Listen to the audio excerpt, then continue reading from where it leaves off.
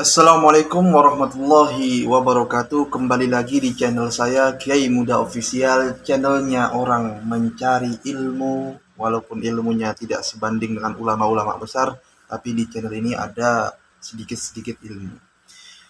Jadi kali ini saya bukan untuk ceramah atau untuk tausiah atau untuk membahas apa, tapi ini adalah pertama kali saya konten reaction, yakni mengomentari kelakuan-kelakuan warga-warga 62 Indonesia tercinta, negeri yang sakinah, mawadah, warohmah, dan tuduhan negeri Konoha. Konoha itu nggak tahu juga saya apa itu Konoha. Jadi kali ini saya akan mereaction daripada perkataan beberapa orang yang dikatakan pemimpin daripada majelis pemimpin pondok pesantren yang mengatakan bahwasannya perempuan ini tidak apa-apa untuk khutbah Jumat, perempuan ini tidak apa-apa untuk berkhutbah Idul Fitri. Dia mengikut daripada mazhab Bung Karno. Tanda tanya kutip 2, apakah ada mazhab Bung Karno? Maka kita bahas kali ini melihat daripada video yang satu ini. Saya mazhab Bung Karno, kan itu sudah. Mengapa saya kenal? Saya pernah berjabat tangan pada waktu SD kelas 3. Terus Sebentar. Jadi beliau mengatakan pernah salaman dengan Pak Soekarno pas SD kelas 3. Maka dijadikan beliau ini, patokan beliau adalah mazhab, menjadi daripada imam mazhab. Sedangkan ulama kita, ahli fikih, ahli tasawuf, ahli apapun itu, ketika setelah imam mazhab ini tidak ada, maka semuanya ini harus mengikuti daripada ajaran imam mazhab. Seperti Hanafi, Hambali, Maliki, Syafi'iyah. Itu masih bisa kita ikut patokan beliau-beliau. Walaupun kita alirannya berbeda, walaupun kita ikut NU kah, Muhammadiyah kah, dan lainnya kah, maka dikatakan itu masih dalam naungan ulama Ahlussunnah wal Jamaah. Sedangkan walaupun orang pintar kealimannya tinggi, sekarang ini tidak ada yang patut, tidak ada yang berhak, tidak ada yang mampu untuk menjadi daripada imam mazhab. Sedangkan kita juga tidak mengetahui daripada kealimannya beliau, yakni Presiden Soekarno. Mungkin kalau beliau hidup pun ketika saat ini bisa dikampleng orang ini, bisa dipukul. Karena kita bisa lihat bahwasanya dijadikan imam mazhab, sedangkan beliau sendiri mungkin tidak mengakui dirinya saya adalah imam mazhab. Dan mungkin baru kali ini ada ajaran yang seperti ini. Coba kita teruskan. Atau kita melihat daripada komentar para netizen terlebih dahulu. Salam dari mazhab Gus Dur, karena bapakku pernah jabat tangan dengan Gus Dur. Ini malah menjadi lelucon, malah jadi lucu-lucu. Yang tadinya dia mau menjelaskan jadi lucu-lucu. Bapaknya pernah berjabat tangan dengan Gus Dur, menjadi daripada ikut ajarannya Gus Dur. Begitu juga dengan presiden yang lain. Jadi tidak seperti itu.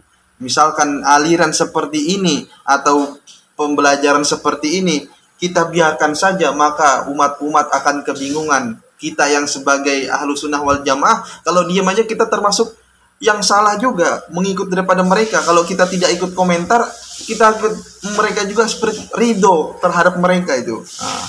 Kemudian ada lagi, kalau saya mazhab Imam Gonjales Pak, sepupunya Imam Ghazali. Ya, ini malah parah kali nih. Imam Gonjales, pemain bola, mualaf. Jadi walaupun dia seperti apapun nggak bisa dijadikan imam mazhab. Modal jabat tangan doang Pak, sampai kena LCD-nya tuh. Kena LCD-nya, udah pecah, bocor halus berarti ya guys ya. Alumni di situ sekarang siapa? Udah nge-lag. Pengen rasanya bertemu orang ini langsung empat mata. Mau diapain tuh Bang? Ada aja kakek-kakek ini. Ini bukan kakek-kakek guys. Ini katanya pemimpin daripada pondok pesantren Al-Zaitun. Wallahu alam. Kiamat sudah dunia ini. Kiamat sudah dunia ini. Lucu ya, lol. Banyak lagi. Kalau saya mazhab Orochimaru karena berjabat dengan ular. Pernah megang ular, jadi Orochimaru itu yang di film Naruto. Jadi seperti itulah guys. Coba kita terus videonya. saya berkenalan langsung pemikirannya sejak tahun Saya berkenalan langsung pemikirannya sejak tahun berapa itu? 1963 sampai sekarang. Itu yang bisa dirasakan bermadhab itu. Lah bermadhab pada zaman yang kita tidak bisa. Astagfirullah. Ini yang lihat pun diem aja gitu, nggak ngerot atau menolak, membantah kah. Tapi ya emang ini bukan sebuah konten jadinya guys, bukan sebuah konten, tapi ini sebuah ajaran mereka gitu, yang ingin daripada mencampur adukan mazhab aja nggak boleh dicampur adukan, apalagi buat mazhab sendiri. Nauzubillah. Ketika kita berwudu dengan mazhab Imam Syafi'i, yang mana Imam Syafi'i ini kalau wudu ini sebagian kepala aja udah sah. Tapi imam yang lainnya mungkin Imam Hambali atau Imam Hanafi harus seluruh kepalanya, wajibnya.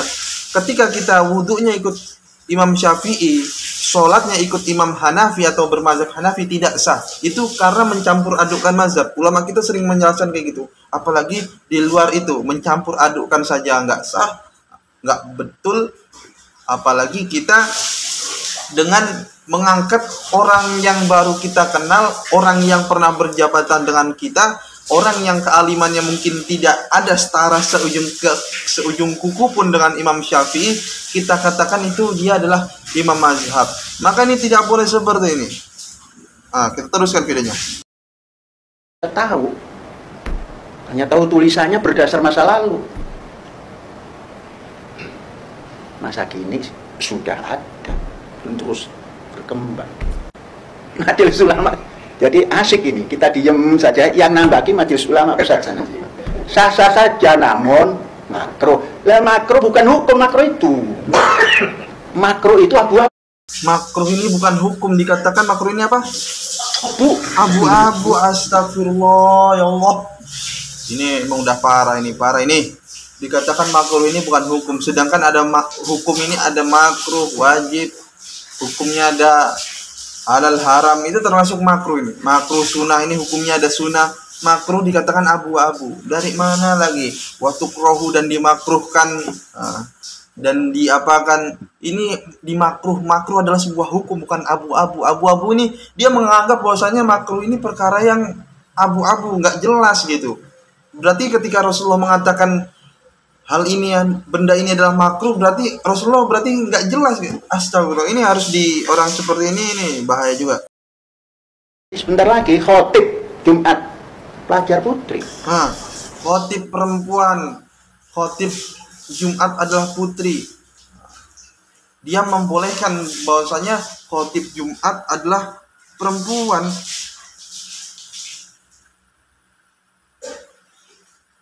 Sedangkan yang kita tengok di sini bahwasanya syarat wajib untuk khotib Jumat kah di luar Jumat seperti Idul Fitri, Idul Adha, itu syarat wajibnya dikerjakan oleh laki-laki, kemudian dia paham, dia suci, dia sudah balik, bukan anak-anak, apalagi yang menyuruh adalah orang gila, bukan seperti itu. Konsepnya nggak seperti itu. Bahwasanya perempuan ini sudahlah, perempuan ini nggak usah kayak nyalon apa segala macam. Fitrahnya perempuan ini di belakang oleh laki-laki, menjadi makmum, bukan menjadi imam. Jadi nggak boleh kita untuk salah aturan. Ini dijadikan khotib untuk jadi pejabat aja sebenarnya kurang bagus. Perempuan nanti dia bisa melebihi daripada laki-laki. Sebenarnya ceramah juga nggak boleh langsung kayak di depan laki-laki, seakan-akan laki-laki ini tidak hilang wibawanya seorang laki-laki. Dulu kita kalau mau sukses ini harus lihat orang-orang terdahulu lah. Bagaimana dulu Sahabiyah kesuksesannya, dengan apa? Dengan di rumah, dengan menjaga anaknya, dengan apa? Dengan ini, bukan untuk menjadi khalifah, bukan untuk menjadi gubernur. Perempuan ini beda fitrahnya dengan laki-laki. Ini sudah sesat menurut hemat pandangan saya. Mungkin kalau menurut yang lain ya dikatakan ada mazhab Orochimaru, mazhab Gus Dur, mazhab apa segala macam. Seperti agama marah juga enggak apa-apa. Mazhab enggak apa-apa katanya Allah. Nanti juga ada azannya gini. Allahu Akbar. Atau jangan gitu ya gitu. Allahu Akbar. Ini azannya nih seperti ini. Kita lihat. Asyhadu an la ilaha illallah.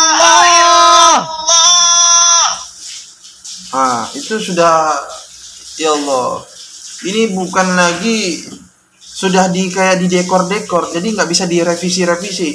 Kalau misalkan azan ya azan, nggak bisa seperti itu. Apalagi dikatakan sholatnya nih renggang-renggang mereka ini. Kayak misalkan harus ada jarak di antara kita, jaga jarak nanti ketabrak. Ini udah macam supir truk sih. Kayaknya mantan-mantan supir truk gitu. Pokoknya nih ada komenannya lagi bahwasanya azannya udah kayak proklamasi aja. Nah, parah nih agak lain. MUI-nya mana? MUI-nya mana? MUI. Ketuanya siapa ketuanya? Jadi ini juga harus dibantai kalau bisa, bukan dibantai secara maksudnya dengan kata-kata kita, dengan apa? Bantai nggak harus dengan pukul-pukulan, tapi dengan bahwasanya kita mengerot atau menolak pendapatnya dengan cara kita menegaskan bahwasanya ini tidak baik. Karena efeknya kalau kita tidak jelaskan, siapa yang akan rugi? Nanti generasi ke bawahnya ketika ingin mengenal daripada ajaran Islam, mengenal daripada imam mazhab. Ada pula mazhab kelima yakni mazhab Bung Karno, dan ajarannya tidak sesuai dengan Ahlus Sunnah wal Jamaah. Wallahu a'lam bishawab. Mungkin saya minta maaf. Jangan jadi madhab Bung Karno. Bolehkah kita mengikuti madhab Bung Karno? Di dalam kitab Bughyatul Mustarsyidin dijelaskan, Bismillahirrahmanirrahim, naqala Ibnu Shalah al-ijma'a. Ibnu Shalah mengutip ijma', mengutip kesepakatan para penjelasan saya di sini. Mungkin kalau saya menjelaskan dengan kitab Bughyatul Mustarsyidin itu kitabnya di Jawa sana, sekarang saya di Sumatera, Sherlock. Di Sumatera. Jadi kitabnya di Jawa nggak saya bawa, jadi nggak saya buka. Jadi intinya kita ini walaupun sealim-alim apa nggak bisa menjadi daripada imam mazhab ketika sudah akhir-akhir seperti ini. Bahkan di sini dikatakan, ada yang komen, bahkan Bung Karno pun, Pak Presiden Soekarno pun dia bermazhab salah satu daripada yang keempat. Mungkin beliau ini Syafi'iyah, Hanafiyah, Hambali, atau yang satunya lagi. Jadi seperti itu. Jadi mungkin itu saja yang kita reaction kali ini. Semoga kita dipahamkan semua dan dijauhkan dengan pemikiran-pemikiran yang seperti ini. Dangkal kelihatannya tinggi. Jadi seperti itu. Akhirnya kalau yang kayak gini yang repot, kita semua akan repot. Nanti banyak lagi ajaran perempuan boleh di depan, perempuan jadi imam, perempuan jadi imam sholat, laki-laki. Ini udah jauh daripada ajaran-ajaran. Sekian, semoga Allah SWT pahamkan kita dengan agama, tidak setengah-setengah, dan Allah SWT jadikan kita orang yang beruntung dunia dan akhirat, dan dijauhkan dengan guru-guru yang seperti itu. Lanatullah.